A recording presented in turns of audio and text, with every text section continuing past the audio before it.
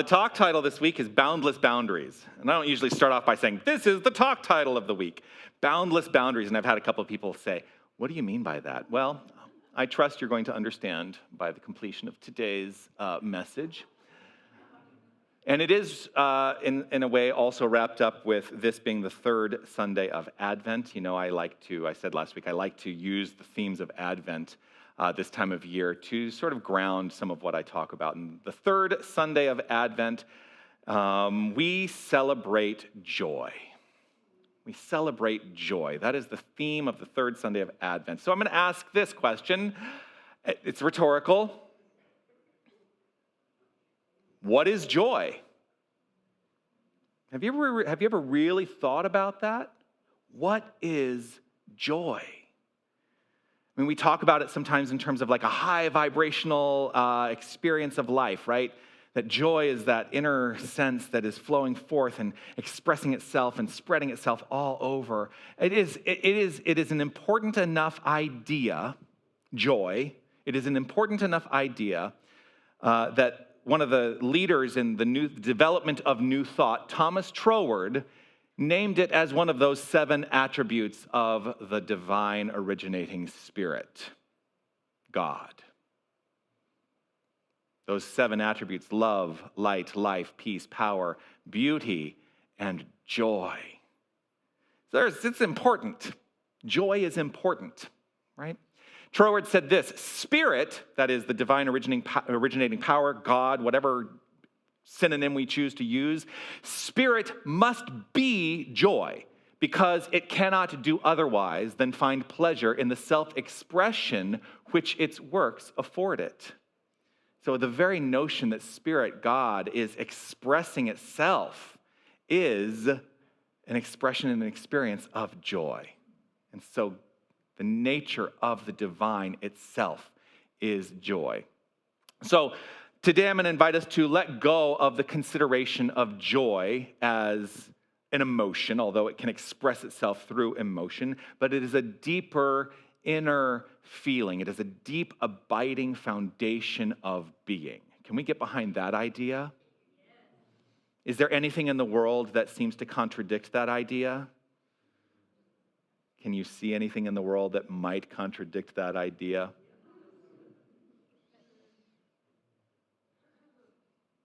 I can certainly look at the world and see things that would seem to contradict that idea, right? But the more I root my own mind and heart in that understanding that joy is a deep, abiding foundation of my beingness, you know what happens in my life? I experience more joy because I have made the decision. Joy is not derived. We sometimes think it's derived. But it's not derived from circumstances. It's not derived from out there. It is an innate aspect of our beingness. Yet we do perceive it as being derived when we define the experiences of our lives based on the foundation of joy. So for example, it's like I can go and I can listen to Armand Dertadian sing. It's the most wonderful time of the year. And I can say, that experience has brought me joy. But what it is it's not something that has brought me joy. It is my joy reflected in the experience. Because I bet you there are just as many people out there who hate that song, and it does not bring them joy.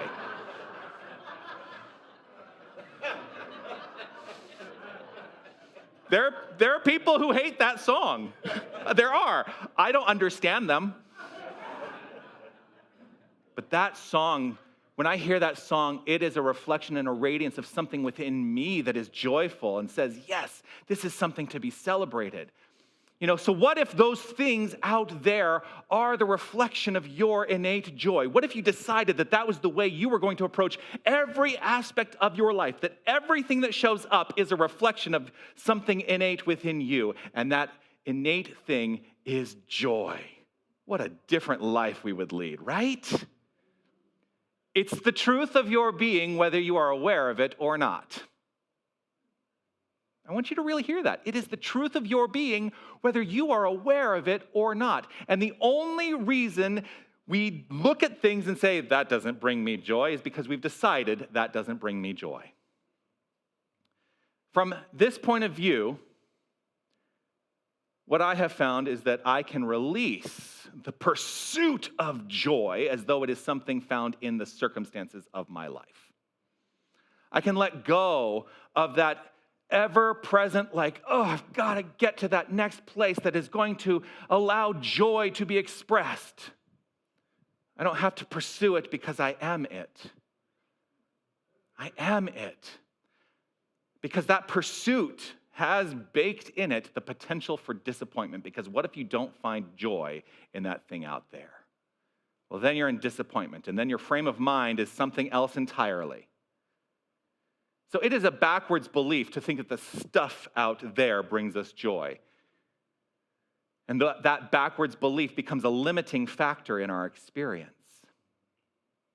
And we start to believe that that stuff out there has power. We start to believe that that stuff out there is a limitation on our expression of an infinite life. We start to believe these things, and that's all they are limiting beliefs.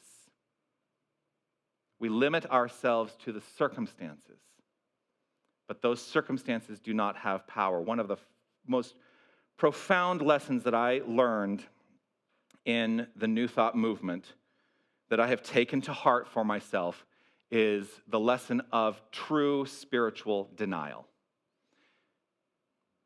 And true spiritual denial is to say that that thing out there does not have power over me. That thing out there does not have power over my well-being. It is not to say that circumstances don't exist. We're living in a circumstantial experience of life. Circumstances exist. Are you having experiences? Do you live within the realm of circumstances? Okay, so they exist. Let's just be clear that circumstances exist, but they do not have to be the delineating factor on whether or not you are experiencing a life of joy, because those circumstances have no power over you, the truth of your being.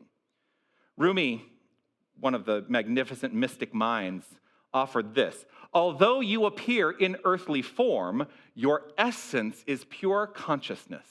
You are the fearless guardian of divine light.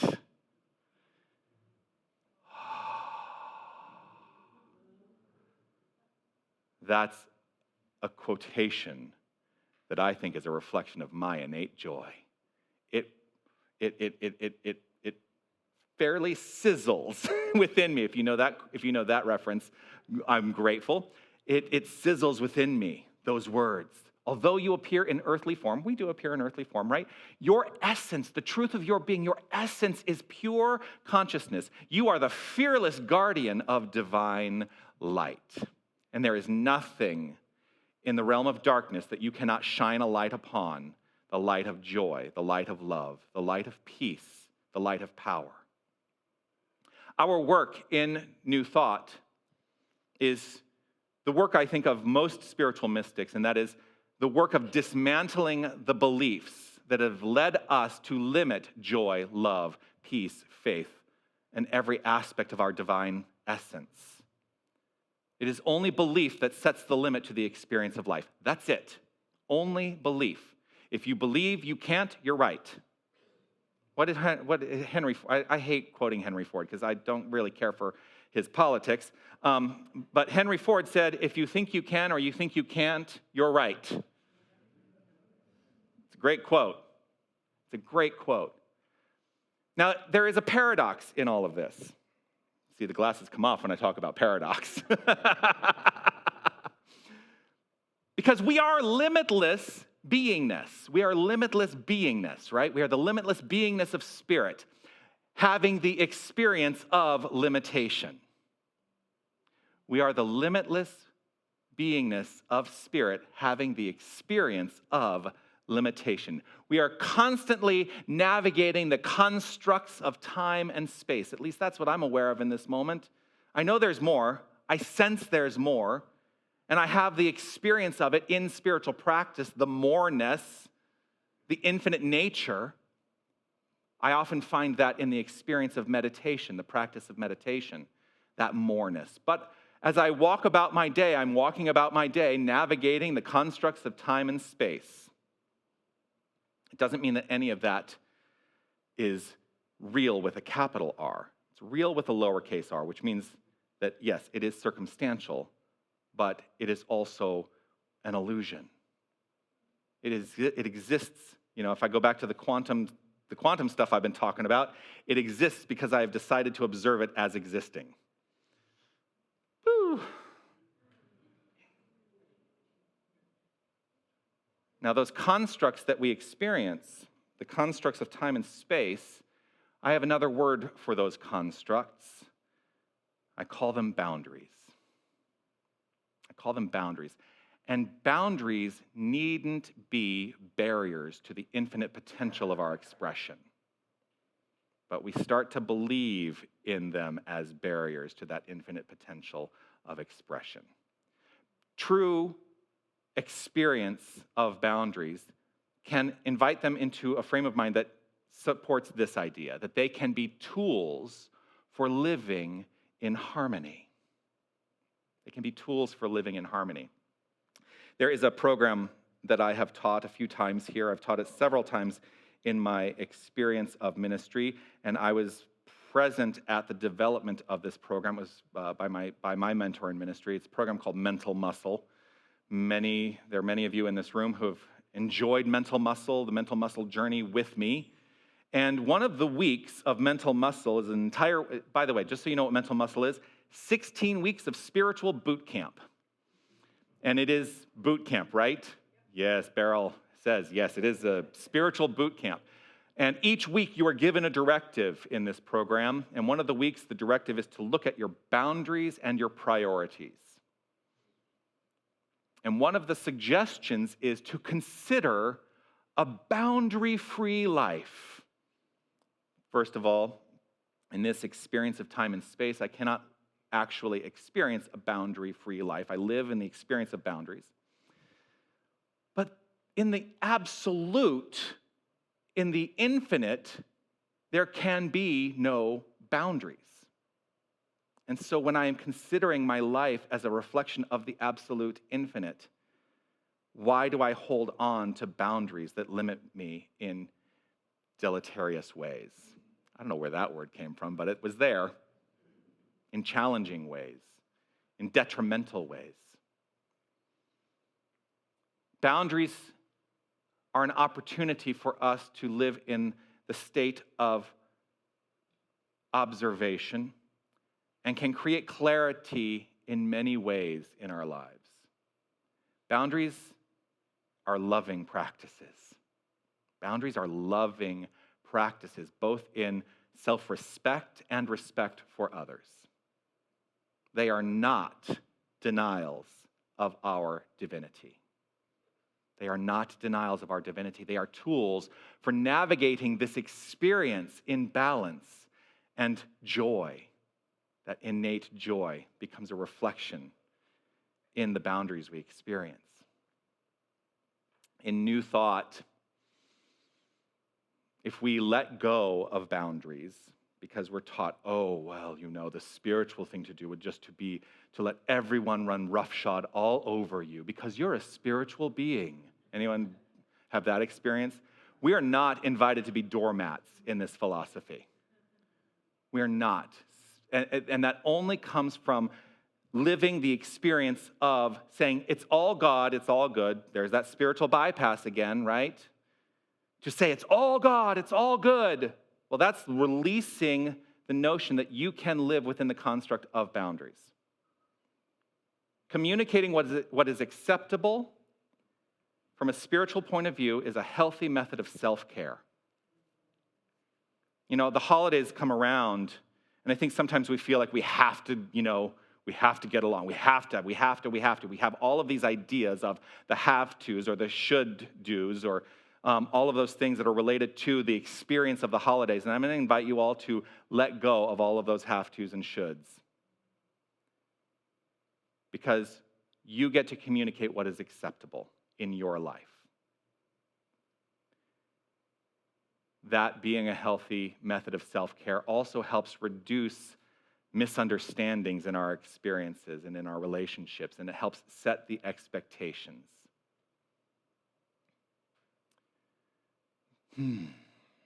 It is okay. You ready? It is okay to say that you are not available for that late night call.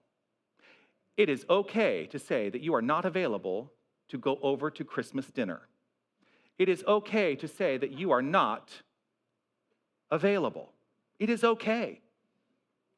It is okay to set boundaries about your personal time and space. It is okay, it is okay to make certain topics off limits in conversation.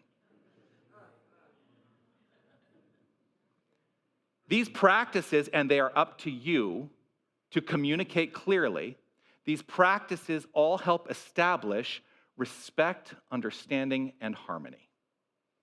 And so, living within the construct of boundless boundaries is a tool that you can put into your spiritual toolbox. Boundaries are like the aperture of a camera lens. Is anyone familiar with how camera lenses work? A little. Yes, I see John out there raising his hand, and William, and yes, and I see some. So I did study photography when I was in high school a little bit, back in the days when we still developed our own film, and I got a nice Canon camera with some beautiful lenses and everything, and I learned all about how lenses work. So the thing is, there's an aspect of the camera, it's called the aperture. And that basically tells you how much light is coming through. If you have a wide open aperture, a lot of light is coming through. And if you have a narrowed down aperture, then not as much light is getting through. But the difference is that when you have a wide open aperture, it is harder to focus. That there's a higher possibility for blurriness because the focal point is diminished when you have a wide open aperture. Well, imagine that your aperture is your sense of boundaries. If your boundaries do not exist and you have a wide open aperture, you're going to find a challenge in focusing. When the aperture is adjusted down, when you set the boundary and adjust that aperture down, it's easier to focus and sharpen the image. Same thing in our lives. It's easier to focus and sharpen the image of our lives when we live within the construct of boundaries. Establishing boundaries is narrowing that aperture, helping us focus on what matters and helping us see with clarity. So as the photographer chooses the aperture to best tell the story, boundaries can focus our own life stories so that we can best live our life story. The practice of boundaries does not limit the inherent truth of being. I'm going to say that again. The practice of boundaries does not limit the inherent truth of our being. They simply focus the experience of life. That's it. But the truth of your being is limitless. The innate truth of your life is limitless. Oh, how glorious is that? Our true nature as facets of the divine is ever limitless. Our true nature is actually boundless. So how might we navigate that paradox of being both limitless and experiencing limitation? There is a tool that I choose to use to evaluate my own personal boundaries, and I offer you this tool to evaluate your personal boundaries, and that is to ask this question in relationship to the boundaries that you may uncover, that you may determine are necessary in your life, and that is to ask yourself if they are aligned with your values. Are your boundaries aligned with your values? Well, part of that also is you have to determine and identify what your values are. Anyone ever done that work to really determine what your values are? And your values are a core aspect of how you choose to live your life. Well, your boundaries and your values are very closely related. And your boundaries can be a reflection of the values you hold near and dear in the expression of your life. One of the ways that we can practice boundaries is to practice saying yes and no in respectful ways that reflect your inner journey. I have in the past given the homework. I am not giving this homework this week, just so you are aware. But I have in the past given the home practice, the homework, to say, this week and this week only, go out and say yes to everything. Remember that? Now, there is some value in the pursuit of that practice because you will become very clear in that practice of what your values are. Because you will recognize immediately what does require a yes in your life, but also what requires a no. And sometimes saying no is actually a yes to yourself.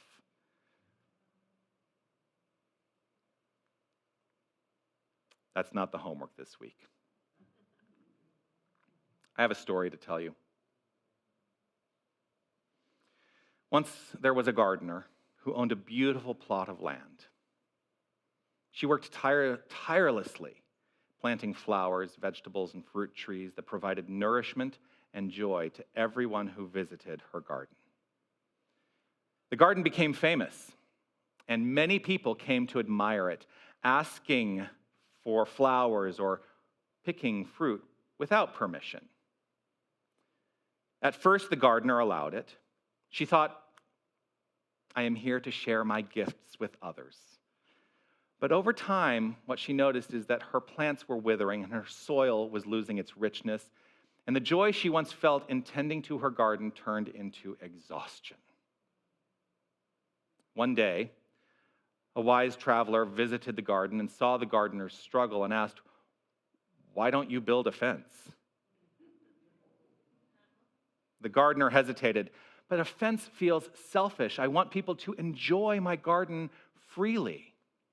The traveler smiled and said this, "A fence isn't about keeping people out. It's about creating a space where you can nurture what is most important." With a gate, you can choose when to invite others in. That boundary protects your ability to give. So a boundary-free life may mean that the soil within us is withering, that it is losing its richness. But establishing the boundary and knowing who you are willing to invite into the experience of your life is actually a nurturing thing both for you and for them. Taking this advice, the gardener built a sturdy fence with a beautiful gate, and she posted a sign that read, "Visitors welcome during these hours. Please respect the garden and the gardener." You get to decide. The garden flourished once more. Visitors were delighted to see its beauty, and the gardener found renewed joy in sharing her gifts because she knew that they were being protected by the boundaries that she had set. Endeavor to experience and express joy. I invite you to endeavor to experience and express joy in setting and honoring boundaries in your life. The constructs that we establish are tools to awaken something deep within each and every one of us, to awaken that greater awareness of the infinite source that is the core of our beingness. Find joy and let yourself be boundless in joy. Let that joy be reflected in the boundaries that you choose to establish. That's how we live a life of boundless boundaries. Peace and blessings. You are magnificent.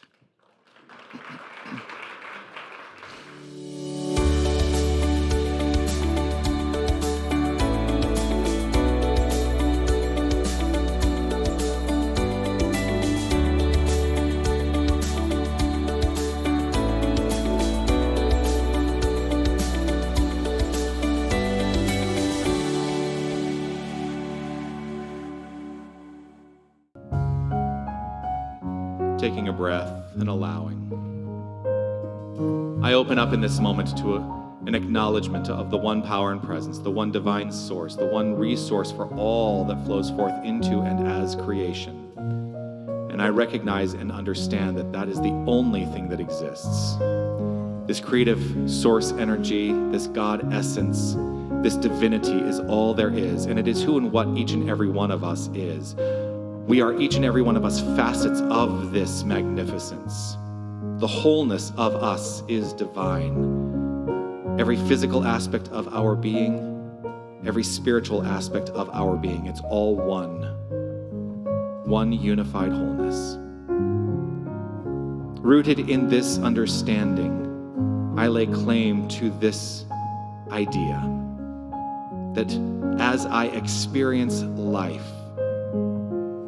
through the constructs of time and space, that I am empowered through the adoption of boundless boundaries, and that they are ways of honoring my own sense of self-respect and respect for all whom I experience and encounter. And so I welcome the flow of life infinitely, and know that the manner in which I experience boundaries is the manner in which I am directing that flow, rooted in a possibility of infinite beliefs flowing. And so as I experience life, I know that I am blessed in the experience. And it is with gratitude and appreciation overflowing that I simply let this be. I relax, I trust, I know, and affirm this as so, by saying, and so it is. Amen.